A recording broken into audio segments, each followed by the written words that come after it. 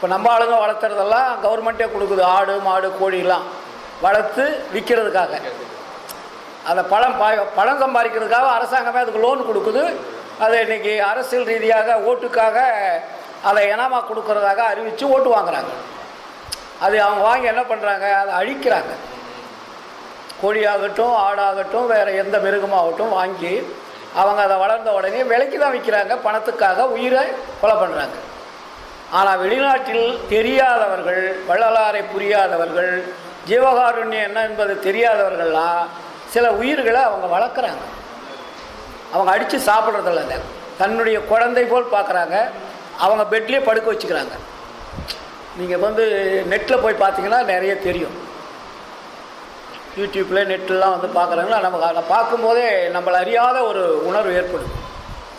ஒரு உயிரை நம்ம வெளியே தான் நாயை கட்டி வைப்போம். அவங்க வீட்டுக்குள்ளே அவங்க எப்படி குழந்தைகள் விளையாடுதோ அது மாதிரி விளையாடுது. பூனை அது மாதிரி விளையாடுது, நாய் அது மாதிரி விளையாடுது, தேன் அதே மாதிரி தேனீக்களை கொண்டாந்து வைக்கிறாங்க. எந்த உயிரையும் அவங்க அழிக்கிறதில்ல. அதை அவ்வளோ குழந்தைய பக்குவமாக பாதுகாக்கிறாங்க. இப்போ நேற்று பார்த்திங்கன்னா ஒரு வீடியோ வந்தது, குரங்கு கொண்டாந்து வீட்டில் வளர்த்துறாங்க. செல்ல பிராணின்னு சொல்லிட்டு வளர்த்தி அந்த குரங்குக்கு எல்லா ப்ராக்டிஸும் அவங்க என்னென்ன செய்கிறாங்களோ அதை பார்க்குது. அது ஒளிஞ்சு பார்க்கும். அப்புறம் குழந்தைக்கிட்ட விளையாடும். மறுபடியும் அவங்க பிரிட்ஜை துடைப்பாங்க, தட்டை எடுப்பாங்க, டேபிளில் வைப்பாங்க. இதெல்லாம் அது கரெக்டாக பார்த்துக்கிட்டே இருந்து அப்படியே கொஞ்சமாக பழகி இவங்க காலையில் டிஃபனுக்கு ஆரம்பித்தாங்கன்னா அதுக்கு அவங்க ஜாடையில் சொன்ன உடனே அதை பிரிட்ஜில் இருந்து என்ன இருக்குது வேணுமோ அதை எடுத்தாந்து வைக்குது. தட்டம் கொண்டாந்து டேபிளில் வைக்குது. தண்ணி எடுத்து அந்த 2 காலையும் நடந்து அழகாக இருக்குது, தண்ணியை கொண்டாந்து வைக்குது. அப்போ அவங்க வீட்டில் என்னென்ன அவங்க செய்கிறாங்களோ அத்தனையும் அது செய்யுது. வளர்த்துறது மட்டுமல்ல, அதனுடைய குணத்தையே மாற்றி மனிதர்கள் போல் அது செய்யக்கூடிய ஒரு சூழலை அங்கே உருவாக்குறாங்க.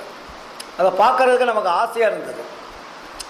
குரங்கு மரம் தாவி செல்லக்கூடிய குரங்கை அன்பினால் அரவணைப்பினால் அவர்கள் அதை கொண்டு வந்து வீட்டில் வளர்த்தி அதுக்கெல்லாம் பெட்லேயே படுத்துக்குது. மழை ஜலம் வேணுமா அதே மாதிரி அவங்க வச்சுருக்குறாங்க. கக்கூசில் போய் இருந்துட்டு சுத்தமாக பண்ணிட்டு வருது, வீடு கூட்டுது. அவங்க அந்த பெண்கள் என்னென்ன அந்த வீட்டில் செய்கிறாங்களோ அத்தனையும் அது செய்யுது. அப்போ அந்த உயிரினங்கள் நம்ம 6 அறிவு உள்ள மனிதன் உயர்ந்தவன் சொல்கிறோம். ஆனால் அந்த ஒரு 4 கால் உள்ள ஒரு பிராணி நம்மளுடைய பழக்க வழக்கத்தினால் எல்லா வேலையும் செய்யுது. அப்போ அவர் எவ்வளோ பெரிய அற்புதம்.